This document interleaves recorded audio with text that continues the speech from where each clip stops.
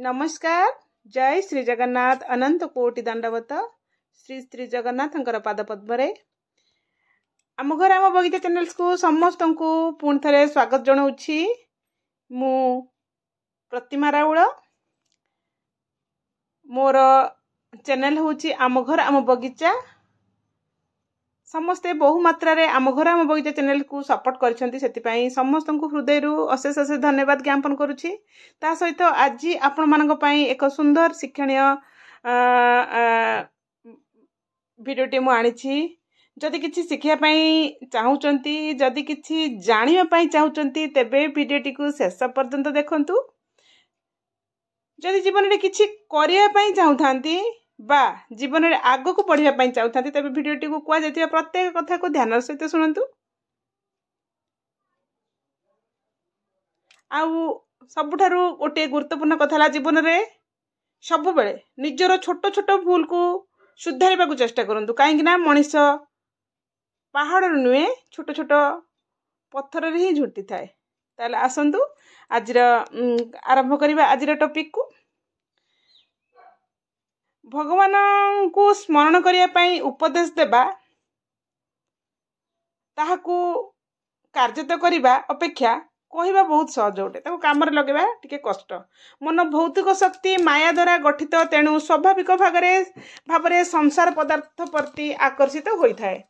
यह भगवत अभिमुखी करने सुचिंतित और दृढ़ उद्यम आवश्यक होता है।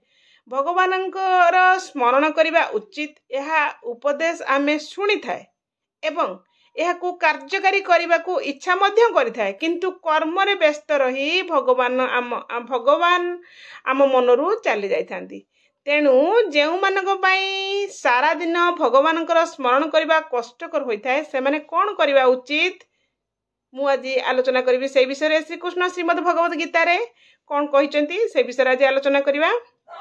श्लोक तो मु कहबिनी, श्लोकटा पढ़िले मोर भिडियोटी लंबा हो, किंतु मु श्लोकर सारांश गुड़िक कौन कौन कहते श्रीकृष्ण भगवान मुझे आपण मान सहित सरल भाव में मु बुझेबी।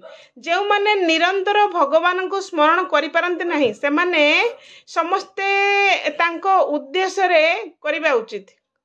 माने जो माने निरंतर भगवान को स्मरण करि पारंते नहीं से माने समस्त कर्म से ईश्वर को उद्देश्य करवा उचित। से माने जहाँ करती जहाँ किसी भी करती ताहाकू यही मनोभाव नहीं करवा उचित जे से माने भगवान को सुख पाई यह करुचंती। श्रीमद भगवत गीता रे आमर 9 अध्याय 27 नंबर श्लोक रे गोटे श्लोक मु आपण मानक सम्मुख रे उपस्थापना करूची। जदि किछि भूल थाए निश्चित मते क्षमा करिवे। जत करोसि जत स्मसि जजु होसि ददासि जत तत् उपासी कुंतेय तत्कुरुष मदर्पणम। यार अर्थ हेउछि यार अर्थ एकदम सरल सहज। श्रीकृष्ण एठी कहिसेंती अर्जुन को तुमे जहाँ करुच जहाँ खाऊच जहाँ दान करुच जेहू तपस्या करुच ए समस्त मते ही अर्पण करंतु। ए विषय वर्णना कराई। गृहस्थ जीवन में व्यक्तिर समस्त समय मुख्य अंश तांको परिवार भरण पोषण रे चली जाए। व्यक्ति सही सब कर्म करी चलवा उचित मध्य, किंतु अंतरर भावना रे परिवर्तन आनिबा निहाती आवश्यक। यह परिवार सहित तांकर शारीरिक बंधन दृष्टि कर्म करने परिवर्ते यह भावना उत्पन्न करने उचित जे परिवार समस्त सदस्य भगवानंकर संतान अटंती। तेणु भगवानंकर सुख पाई सेमानंकर जत्न नेबा कर्तव्य मोर अटे। जड़े व्यक्ति जीविका अर्जन निमंते जेउ कर्म करिथांती सेथिरे मध्य तांकर मनोभाव को परिवर्तन करा जाई पारे। ता द्वारा से संसार सुख भोग करि परिबे।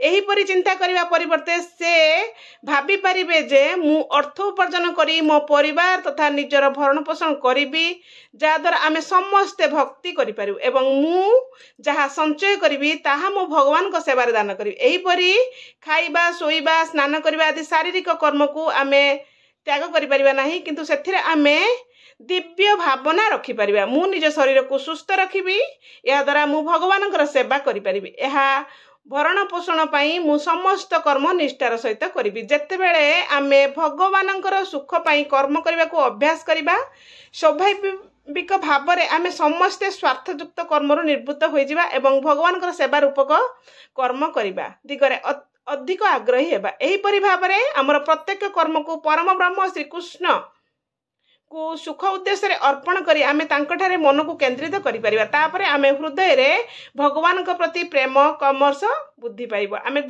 यदि श्रीकृष्ण को सुख उद्देश्य सब किछि अर्पण करि देबा ताहले निश्चित आमर मन को आमे श्रीकृष्ण को ठारे केंद्रित करि परिबा। तापरे आम हृदय रे भगवान को प्रति निश्चित प्रेम धीरे धीरे क्रमश वृद्धि पाइब एवं आमे तांकु सर्वदा स्मरण करि परिबा आउ आमे सफलता हासिल करि परिबा।